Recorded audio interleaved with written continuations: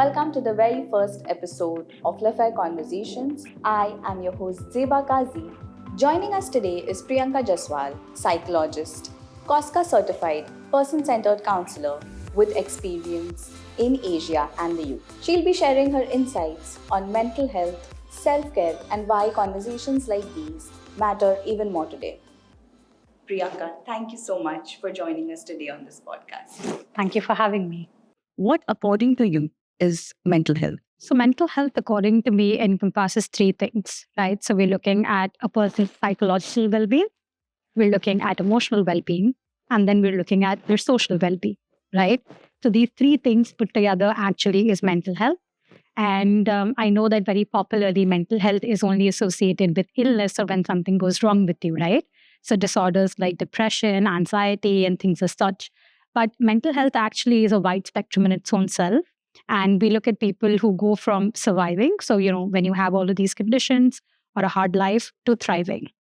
And within the context of the workplace, because we're here at Cogeneration, we're in the workplace, I think mental health would look at, a person being able to do their job really well, having a good time with their colleagues, right? Finding the work environment psychologically safe and being able to flourish. So, you have meaningful goals and you're able to achieve them as you go forward. Us as colleagues, friends, how do we identify that someone is going through something, and what is the right way of, telling them that, now is the right time that you really need to ask for? So I think when it comes to identifying that someone is struggling, if you know a person and if you've been, even slightly observant about how they are and who they are, I think when you meet them and if there's a time that they're not doing so well, you'll be able to pick it out, right? And what are some of the cues? So it could be the way they look to begin with, right? Because this is the first thing that we see. So it could be that they look a little disheveled, or maybe somebody, who's really peppy, likes to really do themselves up. They're now walking in without anything. And, when you look at them, they look tired, they look fatigued, right? So that will be the first sign, right? This can be a bit tricky because sometimes people are very good at masking how they feel, right? So maybe this thing stays or not, but this is not always a constant. However, I think it shows in small things, in physical appearance. The next thing is nonverbal cues, right? Each one of us has a way of being, and each one of us has a way of doing things. So, for example, when I walk into my workplace, I will generally go, "Hey, good morning, dog. Hey, good morning, good morning," and I say good morning to everybody, right? But let's say I come 2 days into the workspace and I'm not doing that. I would assume that people in my environment would come forward and be like, "Priyanka, hey, no good mornings," right? So some of these, verbal, non-verbal cues come into the picture. The third thing is a shift in mood, right? So there's someone who's gently happy, very talkative. You guys do a lot of things together, right? So maybe they just like to joke this and that and everything, like a lot of our colleagues. But suddenly you notice that they're not doing those things. They're isolating themselves. They look like, they're low, or they could be sitting right next to you, like you and I are sitting, and just not be there in the present, right? So I think these are some small cues here and there that if you're able to observe, you will realize that maybe someone's not doing so well. Now, something to, a cautionary tale here would be that when you observe one or two things, don't always go to the assumption that someone's not fine and just be like, "Hey, kya ho gaya?" Like, what's wrong with you? But yeah, if you feel that, I feel like there's something, not great with them, observe for a day or two and then start the conversation. And that's where the second part comes in, that how do you go forward? Yeah, there's a lot of people I feel were hesitant to have this kind of a conversation because maybe they are aware that they're going through something. So, firstly, that's self acceptance. And secondly, oh, someone has also observed that I'm going through it. So, kind of make a little conscious about. Certain. I think in the workplace, it can be tricky because it's got to do with relational dynamics. When your best friend walks up to you and they're like, "Hey, you look really sad," you're like, I am sad. But when a colleague walks up, and if this is just like an acquaintance or someone, it might feel a bit awkward, right? But I think it's got two sides of the coin kind of situation where it depends on how the person approaches the conversation that makes all the difference. So let's say that, you and I are just working on a project together and I notice that you're not doing well, right? Visibly. And if I walk up to you in a room full of people and I go like, Zeba, you don't look well. Are you okay? I'm putting you on a spot. right? I'm not giving you the space or the respect. And I'm also not giving you the chance to really, say what's going on because I've already decided for you. But at the same time, if I notice this and, when let's say we're walking out or I see you somewhere, by yourself, I can, very mindfully come to you and be like, hey, Saba, how are you doing? And you can respond to that and be like, hey, I just noticed that, you were slow today and you're a bit quiet. I hope everything's okay. Right. And maybe follow it up with after the response that I'm sure if you want to have a conversation, just feel free to, reach out at any time. I think that's a very different way of taking the conversation where it shows respect, it shows that you're mindful. And what you said that, you're noticing, but the thing is you're noticing with care and not with judgment. So that would change the tone of everything. But don't you think the person who is actually facing or going through something, would already be having a lot of doubt and a lot of trust issue?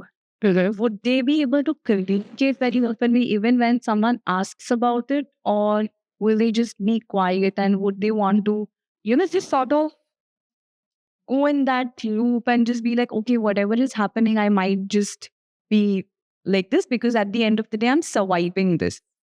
So that the survival kind of comes into the play. So how should one just self-accept that, okay, now is the right time that I really need to speak about this and I really myself want to get out of it? Because I think I personally know a lot of people who once are in a loop, they don't really want to come out of it. Although the people around them might have realized that, okay, the person is going through something, but they themselves haven't really kind of self-accepted the fact that they really need to learn seeing professional help. I think it's when someone's going through a hard time, they're in it, right? And that just makes the experience really difficult. So the world could be, just knocking and banging walls down that, hey, this is a thing and this is what you need to do. But until the individual for themselves really realizes, I think no one can convince them to do differently. Now, how do people get to that point? When will they get to that point? Will they accept someone's, suggestions or not? These are all, very variable things and they depend from person to person. But I generally say to a lot of my clients that, when it comes to any problem at all and the resolution of that problem, there are steps, right? So the first thing is to identify what's the problem. The next thing is to accept that there is a problem. Then you have to acknowledge that, hey, I have the problem, right? And then you go towards, identifying how to, work on it and then actually action. So depending on where a person is, how their support system is, what resources that they have or they don't have, I think that determines how quickly they come to the point where they can accept and acknowledge and then start actioning change. Do you think that high achievers have it all like figured out, or do they also like go through certain issues? High achievers are just people like you and me.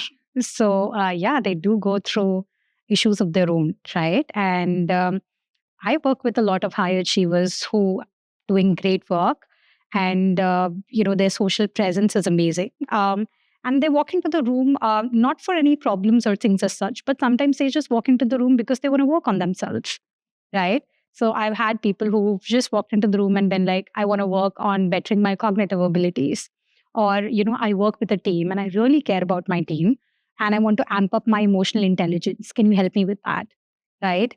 I'm having a conflict. There's conflict within my team and I don't know how to solve it. Can you help me with conflict resolution? Right. So a lot of high achieving people, I think, come into the room for mental health related concerns in this way. And then the other end of the spectrum is that high achieving individuals at times, everybody, if you look at it, let's say there's a high achieving individual in your group, everyone kind of looks at them with, enamor in their eyes. You put them on a pedestal, right? And their presentation is most of the times quite flamboyant that, oh, this person on that. Now, what happens is when a person like this actually struggles, they feel a lot of shame inside to show their struggle because it's quite opposite and or contrary to the image that the world has, right? So in such cases, I think high achievers get, it's a poor situation where they get caught because they feel like they can't express themselves, right? So in those cases, I think that's when they really do step into the door and they're like, hey, I need help with this. Small derailers, like maybe in a meeting, you haven't really given your best to maybe your boss has pointed that out to you. Do you think a small derailment like this would lead to like a bigger sort of an issue? I think how one takes that really differs based on where the individual is and what is this about. So the context of the situation is really important to see, right? So let's say like you said, that you're working on something and you've done this thing, and then your boss says that this isn't good work or I don't like it, whatever. If someone, who's just a casual, confident person has done this, they might just go like, oh, sure, why not? I'll, make the changes, get back to you. But let's say someone's put a lot of heart into the work, and they were already anxious to begin with. When something like this happens, it really dampers their self-esteem, right? And it might look like a small derailment for everybody else, but for them, this could be a massive blowback, right? But does environment also play a role? Because I'm sure it does. And a lot of people might seek help to kind of get solutions for their answers, kind of feel good or kind of step up the game in terms of their mental health. But what in the environment that they're surrounded in? And for whatever reasons, they're not able to step up out from that environment. How are they supposed to go about doing that? I think in those cases, what we generally do is we help a person build their coping strategies, right? So let's say you go back home and it's always an environment that's a little verbally abusive or just very inconsistent. So when you go back home and you know that a conflict is going to break out, which impacts you, we would then in, counseling or therapy, walk the client through that, say what the experience is like, when to cut off from such a situation so that they can safeguard themselves. So when it's a problem with the environment that cannot be changed, I think we focus a lot on building their resilience and also giving them a lot of coping mechanisms and safeguarding strategies so that they can be safe. So that's the most important thing to do at that time. People go through a lot of stress, like work-related stress. Are there coping mechanisms that one can identify by themselves? Or how do they go about managing their day-to-day stress in general? Sometimes you just need to sit and reflect as to so much is happening and this is where I want to get, but what is the best and the healthiest way to get there, right? So you could come to work and you could give people the permission to text and call you endlessly day in and day out, right? And that would make you look like a very good employee.